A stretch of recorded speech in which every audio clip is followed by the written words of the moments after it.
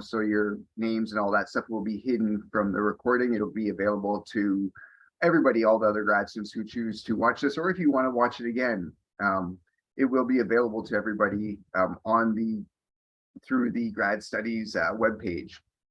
So if Elena can start the recording and we'll get things going here. It started. Awesome. Okay, thank you everyone again for joining. This is our little workshop on graduate studies and time management. My name is Mike. I work in transition and learning services at the Waterloo campus. Just want to say thank you and hope that we can meet each other again, whether in person for appointments on campus in Waterloo or even in Brantford, wherever you end up joining us from. So as I said, I'm a learning consultant on the Waterloo campus, but we have learning consultants on both campuses. Our transition and learning services team are in both locations, not at the Kitchener. We don't have any people right on the Kitchener campus for our social workers, but you're more than welcome to come to the Waterloo campus at any time for appointments, workshops, anything else. Before we get into time management, I would just like to acknowledge that we're on the traditional territory of the Neutral, Anishinaabe, and Haudenosaunee people. So both Waterloo and Brantford are on this land, this territorial land that's been part of the Haldimand Tract or the Haldimand Treaty, which follows the Grand River, again, connecting Waterloo and Brantford and all through that area. So I just want to acknowledge that we are on land and hopefully we can work together as a greater population to do the best things and the right things for the land that we share. Okay, let's get into this. And I want people to add in the chat, what time management challenges are you expecting this year, in your new program? Or maybe it's a similar program, but you're going to be taking on new things. Does anybody have any expectations or things they are worried about with time management with regards to joining a graduate program? So a combination of work to school, keeping up with readings, all the other priorities. Yeah, heavier readings. You can type it, or if you want to throw on your microphone and let me know, that's great too. Family responsibilities is a big one. Alexander, go ahead. Yeah, just like having to balance all of the projects that are coming up on top of personal stuff and just getting those deadlines in and also TAing. It's just a lot to juggle at the same time. Definitely, there is a lot, and hopefully you'll gain, like, even if it's 1 or 2 tips out of this session, a couple of things that'll help everybody manage those expectations. And yeah, like everybody's may have like a different job, plus TAing, plus courses, plus family responsibilities, maybe walking a dog that's a new COVID puppy, something like that. We're all going to be taking on a bunch of new challenges this year. So our agenda for tonight, we're going to talk about just starting with creating that strong work ethic, a new type of work ethic that we may not be familiar with, and then planning out our term, assessing tasks, planning the week, and getting it down to daily tasks. How are we going to get the stuff we need to get done? How are we going to do that? So starting off, and just one quick slide for everyone to think about, is your new work ethic, okay? A lot of us, are coming out of undergrad or maybe even masters, and we're heading into this new PhD program. And I want people to think to themselves, and every student I know maybe did a little bit less reading in their undergraduate degree compared to future degrees. As Alexander already pointed out, yeah, like there's going to be a lot of reading. And so just thinking about that, how much reading we have to do, okay? Because there's more. And difference between maybe for some of us in the undergrad versus like a graduate program, now you have to do it more so. So maybe you were assigned maybe some journal articles, research journal articles in your undergrad, and you skimmed through and you cut out some key points. Now in like discussions, seminar classes, you may have to do much more of that reading, and not just read it, but understand it. Taking the time to sit down, think about what is being said and how it applies to the coursework, what you're doing for your thesis or research project or dissertation.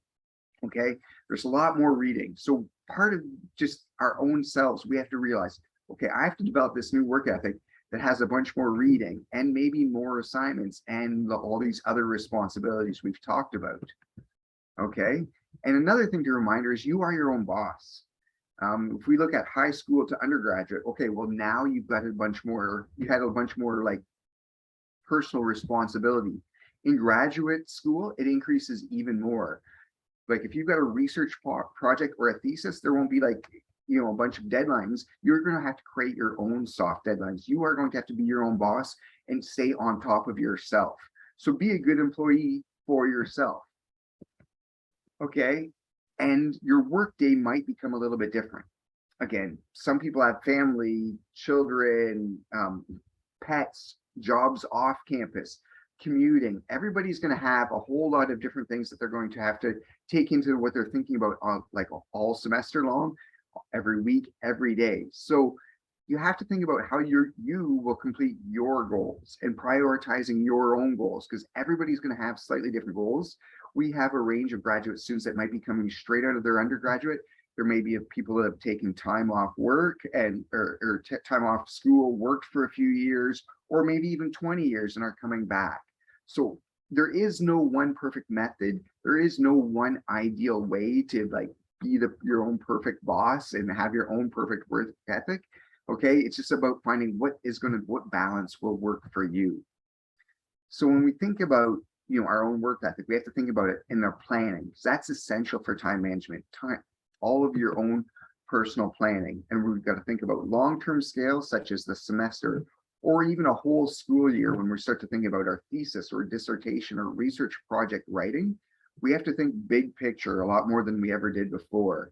So we've got long-term projections we have to think about, short-term, and our day-to-day tasks. And we're going to break those down as we go through.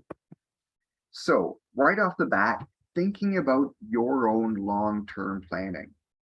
Okay, where do we start? What's a great starting point for us? And for all of us, just like in undergrad, we've got to start with our course syllabi. We all probably have like 1 or 2 courses this first semester. So start with that. What is it that you have to do in that first semester, whether it's readings, major assignments, when are they due? Maybe it's like a step ladder approach with different stages of those assignments, writing assignments. Maybe you have a final exam. It's not like most graduate school courses aren't like your typical undergraduate where you have several quizzes and assignments going on all the time. Quite often they're much bigger projects and maybe a final exam. But just start with that. When are these key dates? Okay. Another thing for a lot of you will be like, you may have teaching assistant work, or just like lab work, or just other jobs off campus. Okay, what are these other things that are fixed on time? And it may even be family, getting your kids to school. What are these other responsibilities that we have to make a priority? Okay, so the best way to do that is start thinking about using a planner. And maybe lots of you are already doing it. I personally like to use like a hand printed calendar. At the Laurier bookstore, you can buy a big like 4-month calendar to post up on your wall, which is a great resource to always see what's coming. You may use Outlook, like Laurier uses Outlook. Some people may use Gmail digital calendars. Your iPhone has a calendar, or well, my Android, because I'm old school, I have an Android phone. It has a calendar that I don't actually use much. I still use the Google Calendar and my Outlook calendar. But like I said, I like to print off a calendar. I've got a calendar printed off right beside me here. I can pull it out of my bag and show you, just to show you that I'm not making this up. I've already got my next semester started planning here. And just so it's not, if I can pull it out, well, I've got multiple calendars going on in here. Sorry, I've got the blurred out screen, so it's hard to read, but I've already started planning out the next semester. So think about how you want to do it. Whether it's Outlook, I use a combination. Again, there's no one perfect method. It's what works best for you. And you may find you'll be changing throughout your degree. I use a combination. I'd like having my Outlook or Google Calendar because it sends me reminders. But sometimes I like to just have something stuck up on the wall that I can just read and see exactly what's coming up. So it's a bit more work for me, but it's visible. I don't have to go into a new app and get myself distracted on different apps on my phone. I can see exactly what I've got coming up, and it's posted behind my desk. So think about using a planner. Get all of those key dates and whatever they might be, whether it's a Google Calendar or using Notion, if you're aware of that, or some cool app, phone reminders, whatever it is. Let's start thinking about what we've got to accomplish this semester. And the big thing and why we do this, it's all about planning ahead. Know when your busy times are. If you're a TA, for example, this semester, there might be a midterm you're marking, and it might crush you for a week. Okay. Akram, we'll come back to that. A calendar is challenging, but whatever, that's where like maybe some kind of other like flowchart system might work best for you. balancing work, personal, and study time. And we're going to get to that, like when we get into kind of like the weekly calendar. This initial thing is just getting everything written down that we have to do throughout the semester. So think big picture, what are these things, the goals, what are the assignments, due dates, major projects that I have to accomplish throughout the semester. Get those down. That's our starting point. That's what we're building towards, because we want to know when our busy times are. We want to know if it's like, grading becomes busy, or if your research project or thesis involves doing field work. Maybe you're going to be gone for a couple of weeks. We will got to figure that out, because we might have an assignment due when we come back. We want to know when those busy times are on our schedule.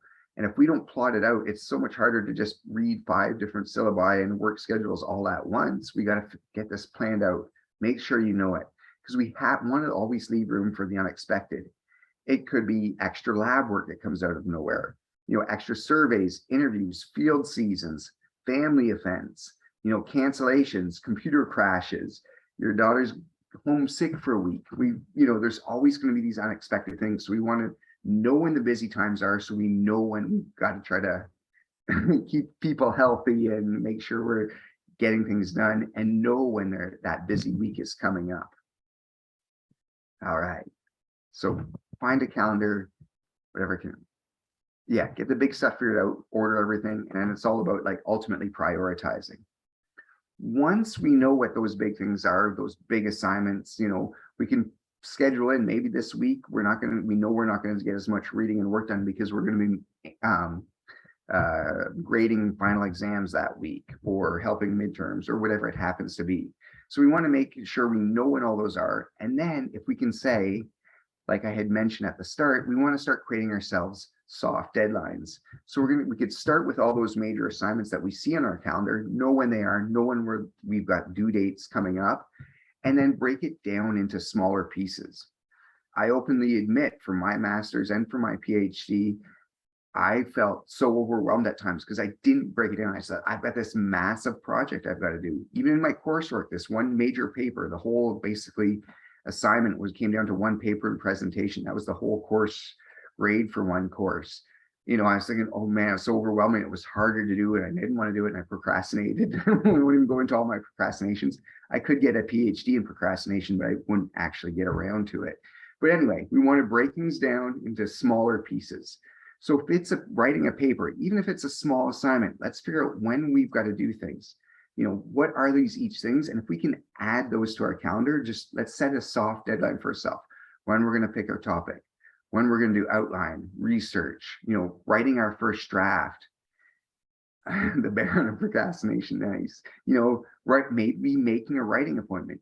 A lot of students in graduate school think, oh yeah, I'm a pretty good writer. I got into grad school. But writing appointments can be so helpful. If you're an undergrad and you've never written a major research paper or a master's or an undergraduate thesis, sitting down with a writing specialist on campus can be super helpful for you, or meeting them virtually online. Just creating a writing appointment through writing services can be a super helpful tool to help you get moving, whether it's a paper, your thesis, whatever. But having the time, setting these soft deadlines, so you can write a draft and have time to make an appointment, or have a friend, a colleague, a family member, somebody review your paper before you submit that final draft. So once we build that big calendar, we know when all of our assignments are, we can start putting in all these other soft deadlines for ourselves. Let's break those big assignments down, find time to do that.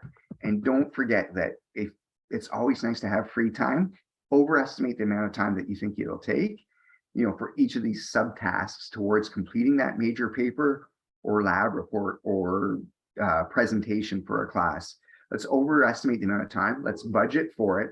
And if we get done early, then we can have some free time to watch Brooklyn Nine-Nine or Parks and Rec, whatever you're watching on Netflix or Prime or whatever these days. Okay. So so that's the big picture stuff. We got to get those deadlines. Let's map it out. Then we can start thinking about creating a weekly plan. And admittedly, this is from an undergraduate, but we would start with classes, but we want to put in our asynchronous activities, stuff that we want to get in there. Once we start adding like reviewing books, work time, study time, job hours, our week fills up, add meals, gym, errands, downtime, it can fill up. So I want everybody to think about it and add in the chat or throw on your microphone. What are some things that you are going to have to add? Okay, we may have TAing, we may have courses, we may have multiple courses, TA meetings, whatever else. What are some things you think you might need to add into your weekly tasks? If you were to build yourself a weekly calendar, it's all about finding time, making time to get in, time to go to the gym, social time. Commuting, yeah.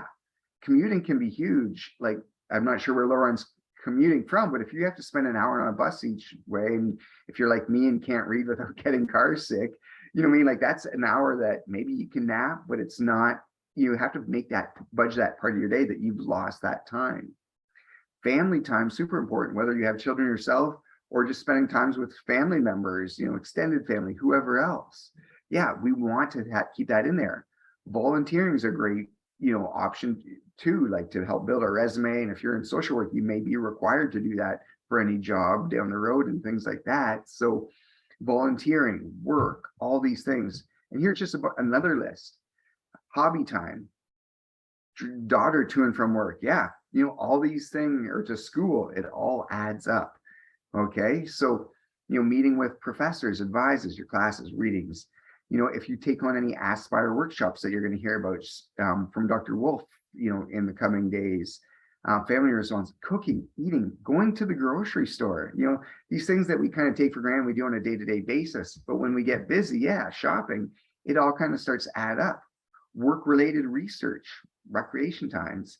Some people think, well, you work in transitional learning services under the teaching and learning department, and you want us just to do schoolwork all the time. And that is not the case. I want you to have downtime, but let's plan for it. Let's plan it. Let's make that part of our schedule, so we're not skipping out on doing readings to all of a sudden throw on a movie. We're budgeting that into our greater schedule.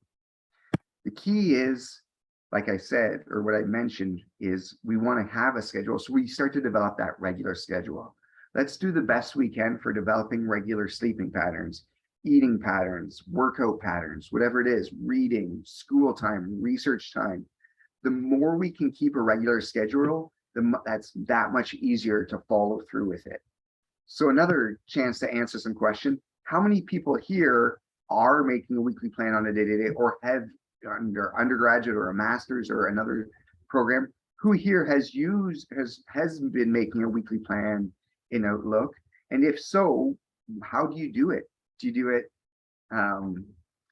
various stabs at it, a few different tries at it from Stuart, whether it's like a handwritten paper weekly schedule, or weekly spreadsheet, bullet journal? Nice. Alexander's never used one, but yeah, sometimes having that planner, it just helps us stay on task. Excellent. Haley's got a planner that she's already adding to that, or she's already using the tasks that she's come up with. Calendar, I'm gonna start using my calendar because of grad school. Too many dates already. Yeah, it adds up fast. Like grad school, yeah, it adds up fast. That's the easiest way to put it. Another thing we want to think about with this is, like, what apps or what technology or paper, Anita, calendars making this. There is no one perfect method. Like, if you asked me when I was doing an undergraduate, I openly admit I did nothing, and that I paid for it. But over time, I've learned the value of these. And like, it sounds simple and old school, but like Post-it notes, I rely heavily on my Post-it notes now. I've got 3 stuck to this laptop I'm working from right now. Okay, we develop these skills, and there is no one perfect method that works for everybody, but just start thinking about what you can do to plan this stuff out.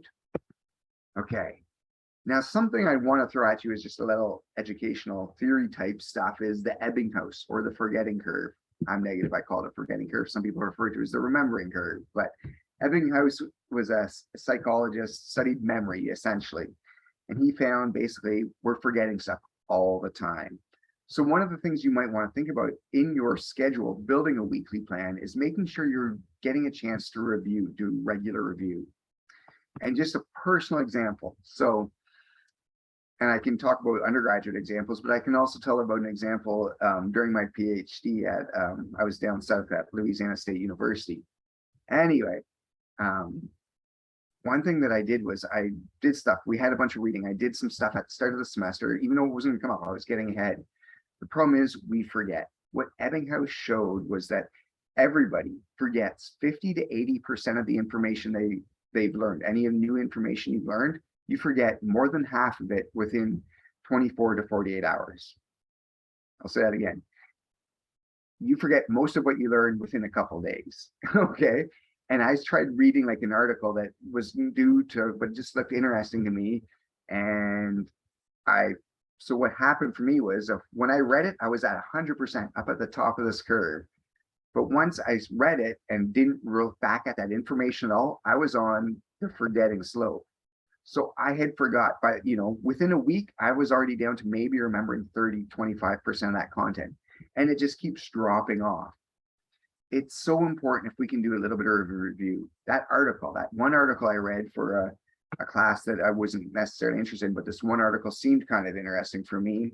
If I had to just, read the article and just did a little review that night, like I read it in the afternoon, if you can do a little review within 24 hours, and I'm talking about rereading the whole article, just recap it, pop that information back in your head. I can get right back up to 100%. I will, and yes, I'm going to start to forget that content again. That's what happens. But even already with that one reading within the first 24 hours gets me back up to, over 50%. I'm going to remember long-term. Okay. If I can read it again, let's say I read it on Monday or, and it doesn't have to be a full reread because you've read it once. All we're doing is maybe even just skimming the abstract in the results section, or if it's a textbook, flying through and rereading the headings. It's all about just popping that information back up to the front of your mind. You don't have to reread the whole article. It's just a review. If you take notes while you're reading that article, you can review your notes. It doesn't have to be long. It can only be 10 minutes, but just to keep that information fresh. So if I read that article, say on a Monday, and maybe Tuesday morning or Monday night, I read it, boom, I'm going to remember so much more. If I can read it again within 48 hours, maybe if I read it Monday afternoon, maybe Monday night again, Tuesday, not reread it, reread my review or my summary, back up to 100% again. And now long-term, I'm going to remember like so much more like 70% of that content, just from those quick reviews within those first 48 hours. Read it, review it once more, like at the end of the week. Again, you don't have to reread it, but if you've got an article a week, if you can spend 10 minutes per article, just recapping it, just keeping those memories, those ideas straight in your mind, we're back up to 100% again. And just those few little reviews has now got me up to like 90%. I'm going to remember that content so much better, so much more, so much, long-term. And if that article that maybe that you read in the first week of class, and then you're building on it in the second week of class, in the third week of class, those reviews help prepare you for that next content you have to learn. Or if you're doing research, say you're doing biology and you're going back to ADP, ATP, what's being used, at what point are you using glucose and how much oxygen, if you're in a biology or health sci program. Having those ideas straight and remembering them when you get to the next level, the next content, the next reading, you don't have to go back and reread that old article because those memories are there. You have that deeper understanding just from remembering it that much more. Exactly, Alexander. Yeah, like that chart kind of shows if you can just do that quick recap, within a day, and then again the next day, and then within a week, you're going to remember 90% of that content, as opposed to reading it once, forgetting it long term.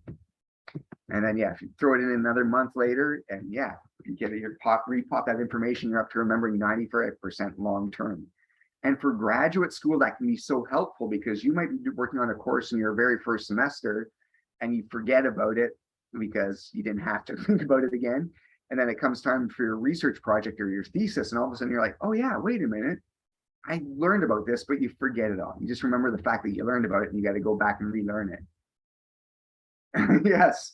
Yeah, it's a great thing that we teach in transitional learning to all the students. Yes, Alexander. Yeah, teach them about this too. It's so valuable and something I openly admit my first year at university, if somebody told me I would have been, no, I don't need to do that. But now I know, my first year chemistry class, how bad I blew that. And if I hadn't have just done everything on Wednesdays, like, because then I thought I was being a good student, doing all my chemistry work on Wednesdays, lab reports, textbook, but then I forgot about everything during the week, and then it bombed. I put in a ton of time one day. If I had to just spread it out, I would have been so much better off. So just thinking about your own weekly plan, if you were to do this in Outlook, Gmail, an app, like write it out on a weekly schedule. If you can just create this in a weekly day planner, just kind of start to map out that regular routine. If we, just created a weekly schedule, and maybe you're going to have 2 classes in your first semester here, maybe 1, but totally made up schedule here. I got class 1, it's Monday and Wednesday, 1 till 2:20, and maybe a 3-hour seminar on Thursdays, 4 till 7. Totally hypothetical, made up. Okay. And then maybe I've got I've got a TA meeting on a Monday, and I've got a couple TA lab sections or tutorials I have to sit in on and like run a tutorial. Okay. When I look at this and I look at this calendar, this schedule, I think, man, I've got nothing but free time. This is gonna be so good. I can go to the gym, work out, watch movies, whatever.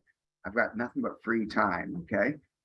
And there is lots of time available, but let's start thinking about what we want to do. And like I said, I encourage people to think about adding, social time. If you know you don't want to do work Friday night, Saturday night, Sunday mornings, let's block out that time. Like realistically, and when I was younger, I could have done more work on Fridays, but now in the working world, Friday nights, I'm a burnout. there's no extra work being done. So if this was me, I might just block it out. I'm not going to pretend to do schoolwork on a Friday night, and maybe not Saturday night, maybe not Sunday. Like, I want to make this schedule. We can create a regular schedule, but we make it realistic for us, then that's going to be far more easier to stick to this schedule and make those times work. Okay, so I'm just going to block it out. I know I'm not going to do any schoolwork those times, and I've got them free. If an exam was due, extra marking was due for Monday morning, and I had to work Saturday night and Sunday, I've got those times. But right now, those are just blocked out for me. I'm not going to make it part of my regular routine. So think about, what else do you have to do? Like the classes, the TA spots, you can't flex those times, but what can we flex potentially? The other things that we might want to add in there are, for example, gym. If you want to make it a habit of going to the gym, like on mornings, let's add that in there. Or if it's 7 o'clock that you like to go, let's add it in there. And hey, let's take out time for lunch. Let's block out times for a supper break. Okay. We need to eat. It's healthy. It's good for our well-being, for our mental state. Let's make sure we're making times to eat. Take a break. Okay.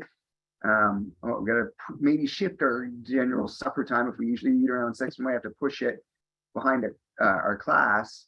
But then, what we have to do next is start thinking about, well, when are we going to get in all that schoolwork I was talking about and that regular review? As an example, and this example just happened to work out for me, that I'm free most of the time at 1 o'clock. So why not put in at 1 o'clock, I am going to do my class 1. Let's call it geography. Geography, I'm going to make a habit of at 1 o'clock after lunch. It's going to become regular routine for me. I'm going to do some reading, some reviewing of papers, working on whatever else it is. And maybe I'll dedicate Wednesday and Friday time to, do more reading, or if I've got an assignment or an essay. The key is, when am I going to do my geography, my class 1 in this example? Okay. I'm going to put that in there and make it a habit. And then, the same thing, maybe for class 2, I want to develop these regular times, regular routine. Again, remember when I said about reviewing that article, it doesn't have to take the whole hour, but just the idea of making it a habit of reviewing that content. Do what you can when you can.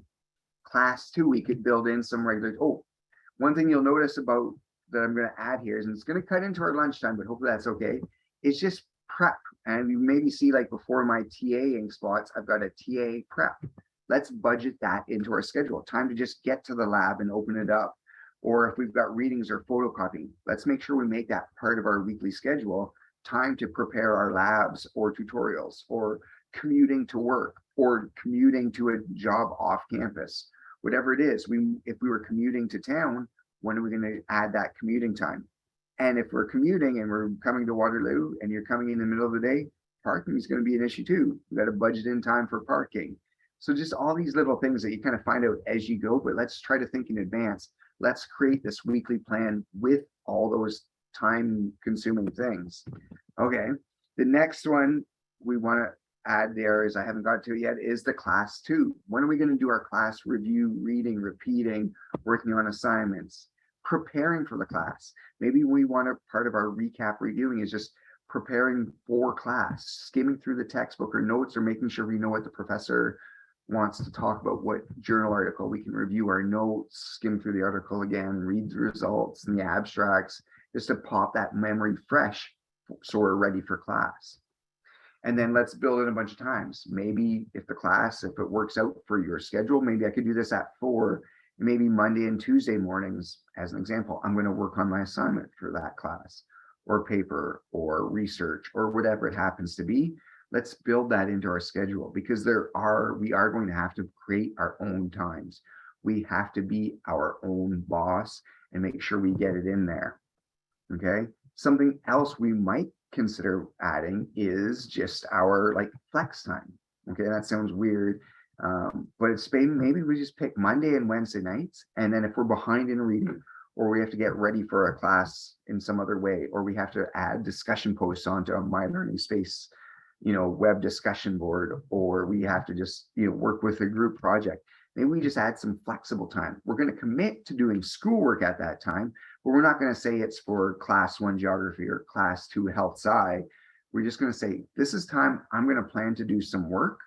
Okay. But I'm going to get it done during this time. So if I fall behind, I know I've got my flex time to catch up. Note that on this schedule, there are still lots of openings, but there's lots we need to add, but nothing goes past basically, except for like on Monday and Wednesday when we might have that flex time, we're still getting everything done in our daytime.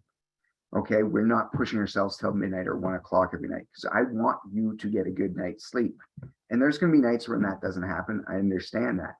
But let's build this regular schedule. Let's get in the habit of doing the schoolwork, for class 1 geography, every afternoon, and working on assignments in the mornings.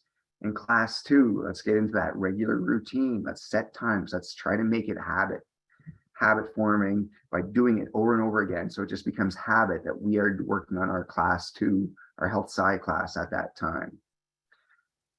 We do have more to add. Obviously, we've got more to add to this, but maybe stuff that we can flex around, like doing, laundry, buying groceries, finding social time.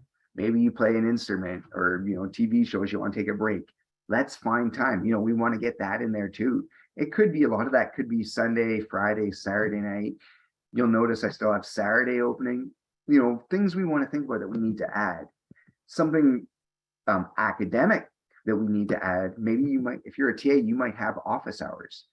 If you're working in a lab, maybe you have like a weekly lab meeting.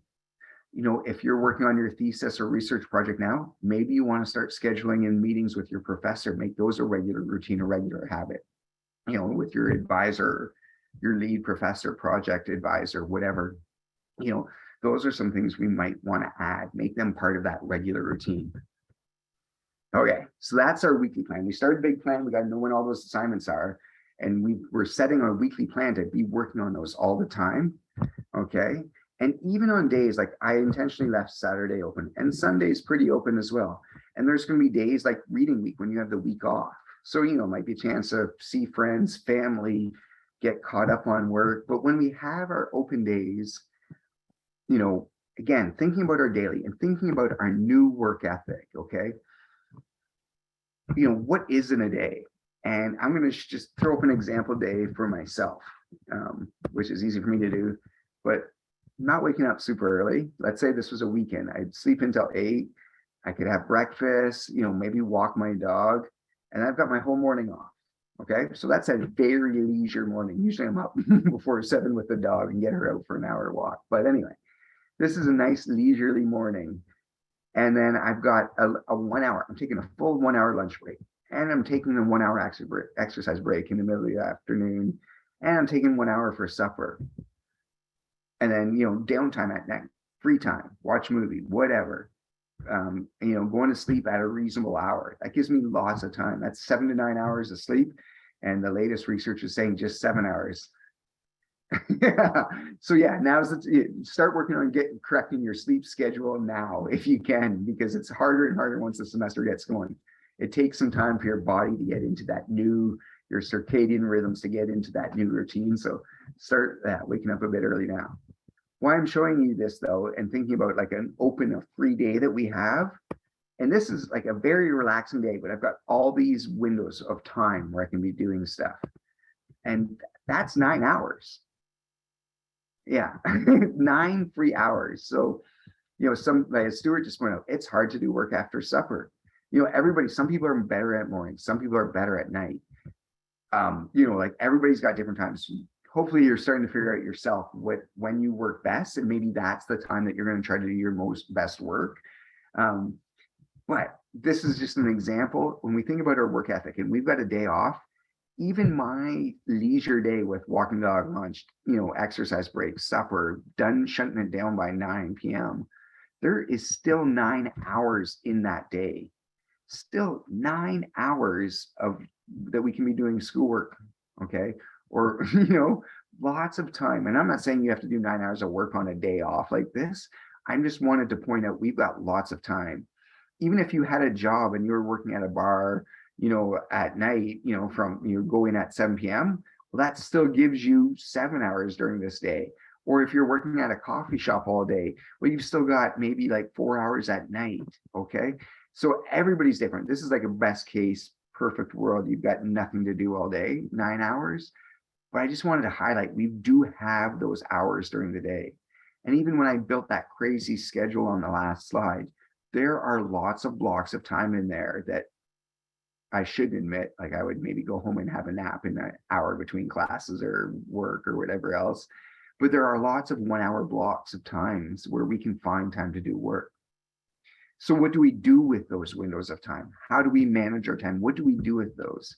And this is just one example. Maybe some people have heard of the Pomodoro technique where you set a timer, work for 25 minutes, take 5 minutes off, 25 minutes on, 5 minutes off. So you just go back and forth and take breaks. And people are thinking, oh, what do you mean take breaks?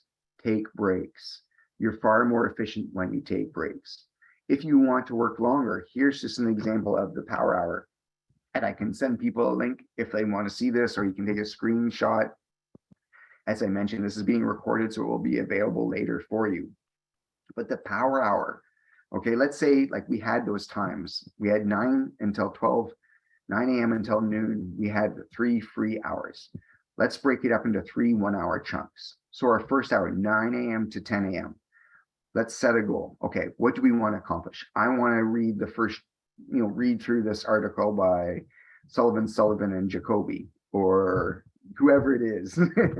We want to, let's read that article. Or we want to work on, practice questions for a stats class for that hour. Let's do that one. That's it, because most people end up having to do stats. Akram can only concentrate at night. So when you build your weekly schedule for Akram specifically, and Akram's, I'm just seeing that in the chat. Sorry, I caught it now. Akram, you might want to build your work stuff, your work times at night, versus Stuart, who might want to build all your work times in the daytime, in the morning. If whatever works best for you. Like I said, there's no one perfect schedule. There's no one perfect method to do it, but we've got a plan to do it. Okay. So anyway, 9 a.m. till 10 a.m. we're working on stats. So my goal is I'm going to get through the practice questions for chapter 13 in my stats textbook. Okay. I'm just setting my goal. And then for 30 to 40 minutes, eliminate distractions. Get rid of your phone, turn off your TV, anything that has a notification coming your way, just get rid of it. Okay. Out of sight, out of mind, and let's stay focused. Okay. We're going to do a focused 45 minutes. And, this isn't just a random made up number. I've taught classes where they're an hour and 20 minute or an hour and a half class. And halfway through the class, people just start to fade out. And I don't fault them. And I don't say that I'm a bad teacher. It's, we just tune out. Most people don't crush through an hour and they're at 100% of their game that whole hour. So what we want to do is let's set a reasonable block of time. We're going to go 30 to 40 minutes working on those chapter 13 stats practice questions. That's what we set our goal. That's what we're going to focus on. Eliminate distractions. It's just go time for 40 minutes. It's easier to ignore your phone and any other distractions when you know the next thing coming up is taking a break. we're going to take a 5-10 minute break, go grab a coffee, hit the washroom, whatever else. And I'll come back to that, Alexander, but let's just find a way, let's take a break. Let's just walk away from it for a minute. Okay. So again, recapping, starting with setting a goal. Next, we're going to focus on that goal for 30 to 40 minutes. And then I'm encouraging you to take a break, let your mind refresh. Let's go. And then we can go back at it. And we're going to just do 5 minutes review. I talked about the importance of review. Let's get in a 5 minutes review. Let's go through those stats questions we were working on. Let's go through those questions and see if there's any sticking points that, or something we're missing that we've been forgetting. Or like, oh, I'll look after that later. I'm not sure what this definition, why this is like an absolute value bars here, whatever it happens to be. Let's just, let's review that content. So that's going to wrap up our hour. So 9 to 10 was our stats class. Okay, chapter 13 practice questions. Now maybe we're next hour 10 to 11, I can continue with stats, or maybe I'll set a new goal. Maybe I'll be working on history. I'm going to review my history of Newfoundland. I love Newfoundland, bias, but anyway, I'm going to my history of Newfoundland course, which I don't think exists at Laurier. But I'm going to work through that. I'm going to try to read through the chapters and write notes on chapter 2 from my history of Newfoundland book. Okay, there's my goal. Phone, all distractions put away. Work hard for 30 to 40 minutes, and then I'm going to take a break. Let my brain take a chance to go grab a coffee, a snack, do 50 push-ups, review my, whatever it takes just to refresh, take a break, walk away from it. And then we're going to review my chapter 2 history of Newfoundland. Okay, and then that'll wrap up my 10 to 11 hour. Now I've got 11 to 12. We're going to start a new goal. And I'm working through my health sci class. Set a goal, study with focus, take a break, review.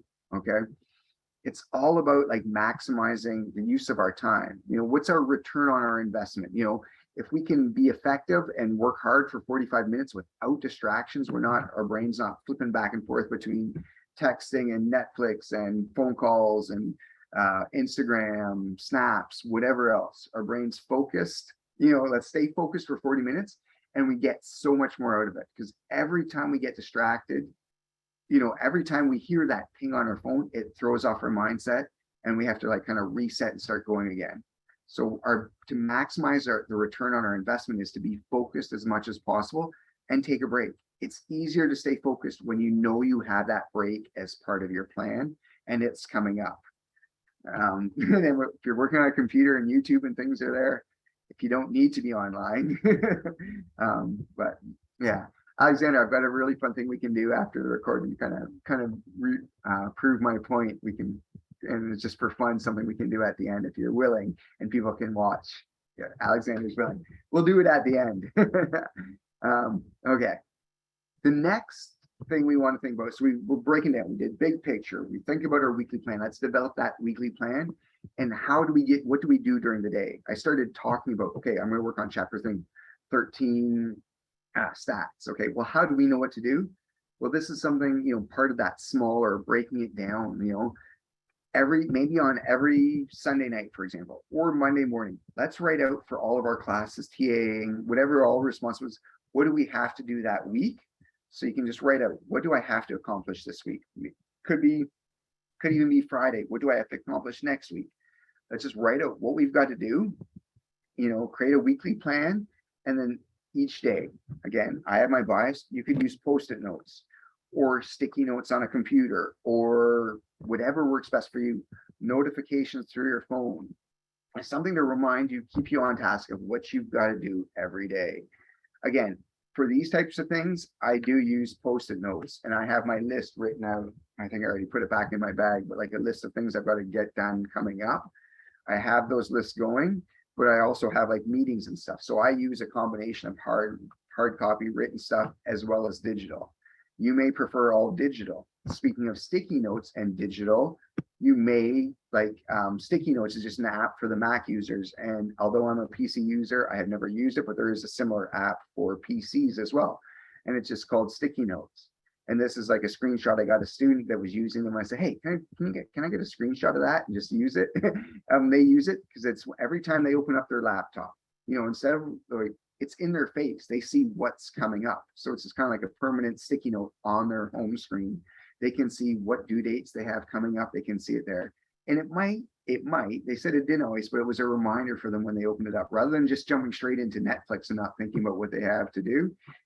It's just a reminder, okay, what do I have coming up? So again, it doesn't matter. I'm not going to tell anybody what's the best method, because for everybody it might be different, but writing it down is so essential. And it's proven you get an endorphin rush just by stroking things off. Like you knock something off on the list, you feel good. You feel good when you get those goals, you accomplish something. So you know what I mean? That's why it's so great to have something right now. It's in your face. You see it, you know what you've got to do. You don't have to waste an hour going through your different courses and everything else, figuring out what it is. It's there. It's ready for you.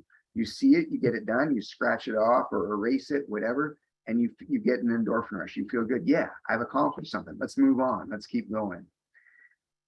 Okay, I've done a lot of talking. I want to ask you. I've thrown some ideas at you. I've thrown a couple of like different ideas. I'd like to love to hear somebody like open up their mic or even throw in the chat. What new time management strategy or tool are you going to incorporate into your graduate program? Alexander, go ahead. I think you're muted still. Okay, I accidentally pressed the Netflix app at the bottom of my toolbar. I'm back though. Hi. Yeah, I no, go away, Netflix.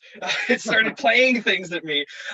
Yeah, I'm really interested in actually like sitting down and making that very like regimented planner where I've blocked out like, okay, from here to here, I'm doing this thing and then I'm doing this. Yeah, because for my entire undergrad, I've never had to do that. I just kind of like, yeah, I got these assignments, I'll get around to them. And then I put them off and put them off and put them off, and then I kind of scramble at the ends to hand them in and stay up late. It's bad, and I need to stop doing that. So this looks like a step in the right direction, and I will have finally listened to my dad's advice to do this. Excellent. That's awesome. I'm glad. Yeah. So yeah, the more we can plan it out, the more that will be helpful. So that's great, Alexander. Thanks for sharing. Okay, and so any one of these tips that you can add and make it part of your regular routine can be so helpful. And as Alexander pointed out, compared to his undergrad, he could pull it off on the last minute and do well. It's harder. You can't always just pull off like a major paper the night before like you could in undergrad. It won't, that the standards are higher now for those papers. You have to have quality research that can't be done like right before bed type of thing. So that's where it's going to matter that you plan this out, because the same standards for pulling things off in undergraduate will go that, what got you an A in undergrad, that's not necessarily going to get you an A anymore. So just keep that in mind, that we got to plan out. These are bigger projects, bigger processes. We want to have time for review. We want to build these schedules so we're ready to go. Awesome. And I've seen a couple comments there that people will be using them for daily tasks and everything. That's great. I just want to add a little plug for my department. If you want to book an appointment, so with the writing services team, they have like writing services appointments with like our senior staff members who are like have PhDs completed themselves. You can book a writing appointment for like any stage, whether it's like planning the paper or like just building the paper or even reviewing. They will not dot your I's and cross your T's for you, but they will help you see, like, make sure you're following your paragraphs and the topics, and like that you have good transition sentences, and that it's building to what the professor is actually asking for and helping. So feel free to book with them, as well as with my team. You can book like study skills appointments or time management appointments if you want somebody to help you just build that schedule. Okay, so that's at the website wlu.ca/student success. So if you are looking to meet up one-on-one with somebody outside of your department, we're the group to go to. So wlu.ca/student success. That will take you into the portal where you see workshops and stuff like that.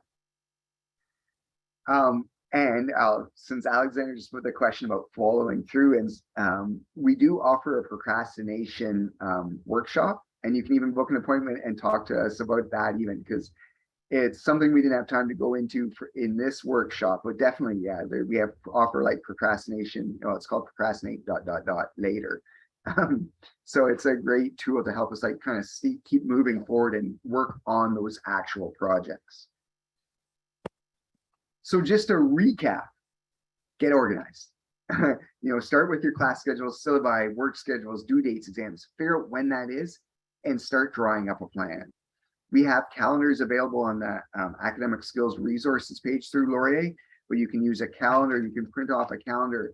I'm going to throw my email in the chat if anybody wants me to email them an Excel or a Word type calendar, or if you have any questions about that. But let's start making a plan. Obviously, we've got a couple weeks before we're here in classes, and it's hard to make a plan when you don't know exactly what the professors have lined up for you.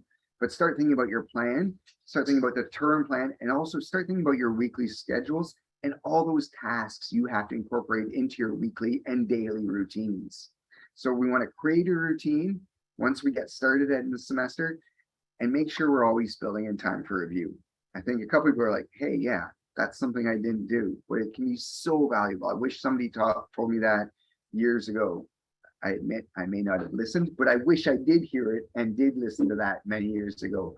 Start to build in like regular review, just short little blasts of review, short blocks of time, but it can be so helpful in the long run.